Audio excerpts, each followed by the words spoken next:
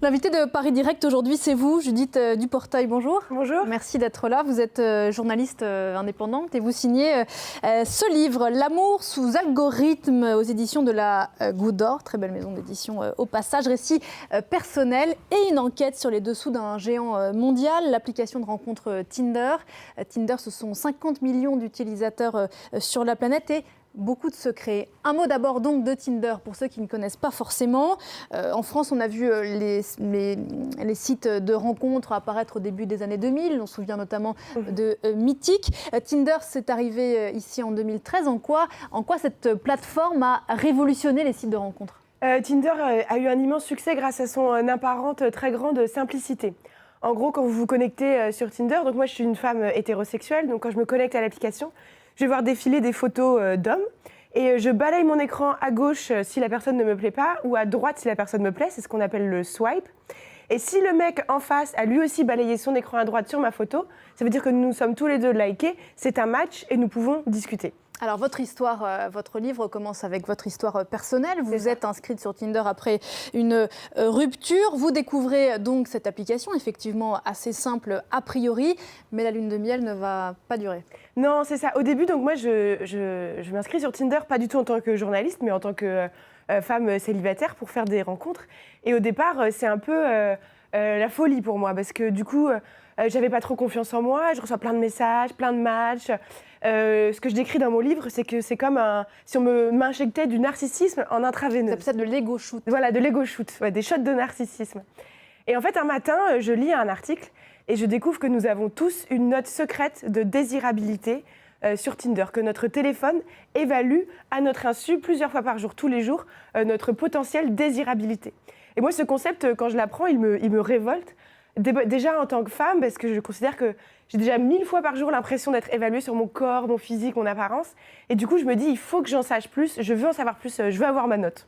Alors effectivement, cette note que Tinder appelle le Hello Score va être le fil rouge de votre enquête. À la fin du livre, vous finissez par avoir votre note, qui est de l'ordre de 55% de désirabilité. En fait, c'est un peu un prétexte, car via cette enquête, vous découvrez d'autres éléments chez Tinder qui vous saisit. Vous êtes, Judith Duportail, l'une des premières, je crois, à avoir demandé et obtenu, après plusieurs mois de négociations, les données personnelles que vous aviez données à Tinder.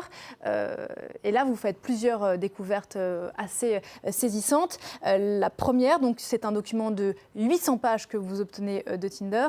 Et la première des découvertes, c'est donc la quantité d'informations que vous avez laissées sur ce site. Oui, tout à fait. Du coup, grâce à l'aide d'activistes et d'avocats, j'obtiens auprès de Tinder qu'ils me fournissent l'intégralité de mes données personnelles. Et je reçois donc un mail, je m'en souviens très bien, c'était un lundi après-midi, il était 14h. J'ouvre ce mail, et le temps que je lise tout, donc les 800 pages de ce fichier PDF, à la fin, il devait être 21h. Et donc, c'est une expérience très saisissante, en fait, de lire ses conversations, sa vie sur les applications un peu de l'extérieur, comme si on était quelqu'un d'autre.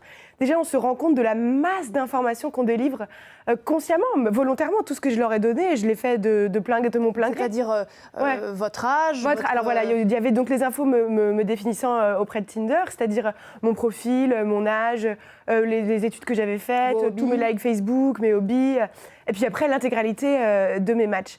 Et en fait, on se rend compte que notre téléphone, en fait, si les informations qu'on délivre via notre téléphone, elles avaient une matérialité physique, on pourrait même plus le porter, en fait, tellement il serait lourd. Parce que s'il n'y a que déjà 800 pages sur Tinder, imaginez sur Facebook, imaginez sur Google, etc. Voilà, détail qui, moi, m'a saisi, dont peut-être je ne m'étais pas rendu compte. Il y a, dans ces 800 pages que vous donne Tinder, l'intégralité des discussions que vous avez eues avec... les discussions que j'ai eues. Et déjà, on se rend compte, en fait, qu'il y a la personne qu'on croit être sur Internet et la personne qu'on est vraiment. Moi, j'étais persuadée d'avoir parlé avec peut-être 50 mecs à tout casser sur Tinder. Je me rends compte que j'ai échangé avec 820 personnes. Il y avait une majorité de conversations que j'ai oubliées parce qu'elles étaient vraiment sans intérêt, salut, blabla, ou alors très agressives, très vulgaires, très offensantes. Mais oui, il y a la personne, je me rends compte que tous les comportements que je pouvais critiquer sur Internet, le fait de ghoster, de copier-coller des blagues, je sais pas, de se comporter de façon un peu pas très classe ou un peu lâche, je me rends compte qu'en fait, je fais pareil. Voilà, c'est l'autre enseignement effectivement de cette enquête auquel peut-être vous vous attendiez moins. Exactement. C'est ce qu'on ressent tous un peu, mais là vous en aviez la preuve physique. C'est à quel point ces réseaux sociaux changent notre comportement, particulièrement dans le cadre amoureux, mais pas que. Exactement, oui, je montre mes 800 pages à un sociologue, du coup je raconte ça dans le livre et il me dit « Ah oui, non mais je suis pas du tout étonnée ». Internet devient de plus en plus, et les réseaux sociaux, une forme d'exutoire à nos parts d'ombre, à nos zones un peu grises. Puis après, on repose sur le téléphone, on reprend notre vie, puis on oublie comment on vient de se comporter. Et puis, à la fin de votre enquête, après plusieurs péripéties, d'autres révélations assez intéressantes qui concernent plus Tinder pour le coup et l'image que ce réseau social veut se donner, qui en fait est bien plus conservateur, voire sexiste que ce qu'il ne veut bien en dire. Voilà, au cours de mon enquête, je mets la main sur le brevet de Tinder. Donc un brevet, c'est un document qu'une entreprise dépose pour qu'une invention soit sa propriété intellectuelle. Donc ce document, vous voyez l'acte de naissance du swipe, du match, etc. C'est intéressant. Et vous découvrez aussi un système de matching extrêmement sophistiqué, bien plus compliqué que ce qu'on veut bien nous montrer dans les articles, où on peut donc être évalué sur son apparence physique, mais pas seulement, aussi sur son intelligence. Tinder se réserve la possibilité de lire nos messages et d'aller les évaluer, leur faire passer un test qui a été développé par l'armée américaine pour deviner le niveau d'éducation du locuteur d'un texte. Pardon, je vous interromps.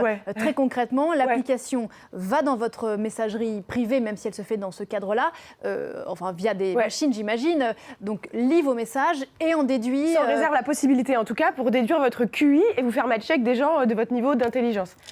Et aussi nous évaluer sur notre niveau de diplôme et notre niveau de richesse. Et là, ce que j'ai découvert dans ce document qui est très frappant, et c'est écrit noir sur blanc de façon très précise, c'est que Tinder se réserve la possibilité aussi d'évaluer les hommes et les femmes de façon différente. Ça veut dire qu'un homme qui a fait des bonnes études, qui gagne bien sa vie, il aura des points bonus, et une femme qui est exactement dans la même situation, elle a, elle, des points malus. Et donc, le résultat de ce gloubi-boulga algorithmique, c'est qu'on ne vous propose pas ce que vous pensiez dans un premier temps être peut-être des gens de votre âge ou de votre environnement, mais le choix que fait l'algorithme est défini par... C'est ça, par un système de valeurs, de notation et de valeurs, où l'homme doit avoir quelque part le dessus sur la femme. Ça veut dire que soit il va être plus éduqué, soit il va être plus riche, soit il va être plus âgé.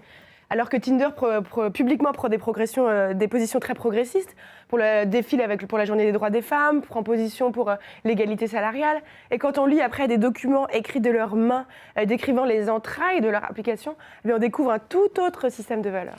Qui est partagé avec les autres sites de rencontres, enfin plateformes de rencontres ? Alors, il faudrait aller enquêter sur tous, mais ils sont tous détenus, en tout cas, une grande majorité est détenue par la même entreprise qui s'appelle Match Group, que ce soit Tinder, Mythic, Plenty of Fish, etc. Donc on peut s'interroger, preuve que votre enquête a dérangé, c'est que le groupe a réagi juste avant la publication de votre livre, disant notamment qu'il n'utiliserait plus ce fameux score de désirabilité. C'est ça, quelques jours avant la sortie de mon livre, Tinder a sorti un billet de blog indiquant avoir abandonné le Hello Score et reconnaissant l'avoir utilisé. Ouais, donc j'ai envie de dire bonne nouvelle, mais bon, qu'est-ce qu'ils ont mis à la place maintenant ? Il faut aller voir. Comment Tinder gagne de l'argent ? Avec les formules freemium, ça veut dire que vous pouvez payer pour avoir des boosts, pour être mis en avant par l'algorithme. Tinder gagne énormément d'argent, c'est l'application la plus rentable de l'Apple Store aujourd'hui. Ouais. C'est la première application sur l'Apple Store. C'est ça. Je vous entendais dire l'autre jour que... vous avez réalisé au cours de votre enquête que les ingénieurs de Tinder en réunion ne se demandaient sûrement pas si vous, Judith, ou moi, Pauline, on allait tomber amoureuse grâce à Tinder, mais exclusivement à se faire de l'argent, donc en vous en payez des comptes premium. Est-ce que ce n'est pas...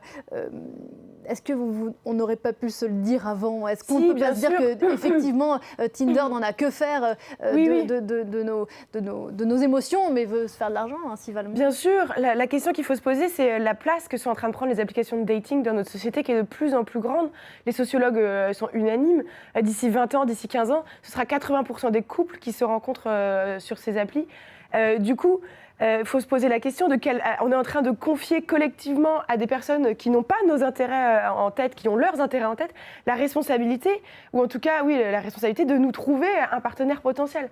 Donc se demander qu'est-ce qu'on est en train de faire en fait collectivement. Est-ce qu'on n'est pas en train de marcher sur la tête ? Tout à fait, parce que du coup, ces personnes, ce qu'elles veulent, c'est faire fortune, pas nous rendre heureux, quoi. Livre aussi très utile, Judith Duportail, sur ce qu'il dit sur les applications donc, et puis sur la place des femmes, vous l'évoquiez, dans les mécanismes mécanismes de domination liés à l'amour.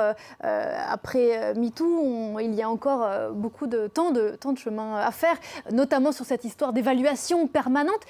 Qu'est-ce que vous disent les hommes qui ont lu votre livre d'ailleurs sur cette question de l'évaluation? Est-ce qu'eux aussi ont l'impression qu'en permanence ils doivent avoir l'air musclé, drôle, charmant, intelligent ce que disent les études et ce qu'indiquent les hommes, c'est que du coup, c'est malheureux pour eux, mais Tinder fait une sorte de nivellement par le bas. Ça veut dire que les hommes découvrent ce que ça fait d'être objectivé, donc d'être jugé sur son physique en quelques secondes, d'être mis en concurrence avec d'autres juste sur son apparence.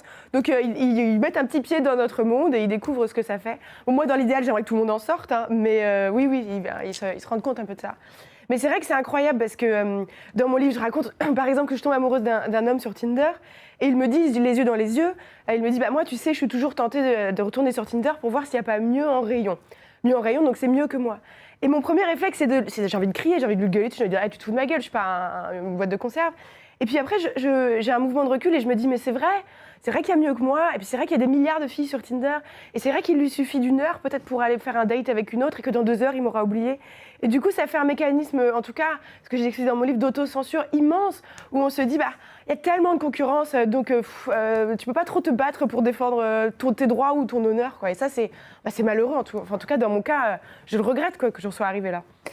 Vous avez quitté Tinder depuis... Oui, moi j'ai donné, non, c'est terminé. Ouais. Il y a quand même un libre arbitre. Au bout d'un moment, passer le stade de la rencontre, heureusement que les gens qui se rencontrent sur des plateformes, sur des réseaux sociaux, peuvent prendre la décision d'eux-mêmes de poursuivre ou pas sur des éléments, pour le coup, qui ne sont pas de l'ordre de l'algorithme. Oui, bien sûr. Et puis, je ne veux pas avoir un message trop négatif. On peut tomber amoureux sur Tinder, il y a plein de belles histoires. Par contre, on peut aussi trouver plein d'autres choses que l'amour, quoi, et pas forcément des choses très reluisantes. Merci. Ouais. Merci beaucoup, Judith Duportail, d'être venue ce matin à nous parler de ce livre donc, qui a fait beaucoup parler, pas qu'en France, et donc jusqu'aux États-Unis notamment. Vous avez fait la couverture du Time, je crois. Oui, c'est ça. Merci encore, en tout cas. Voilà, à lire. Donc, si ça vous intéresse de savoir ce que vous donnez à ces plateformes pour rencontrer l'amour sous algorithme, donc aux éditions de la Goutte d'Or, qu'on salue. Belle journée à vous. Merci beaucoup. À bientôt. L'info continue juste après la pause avec Damien Coquet.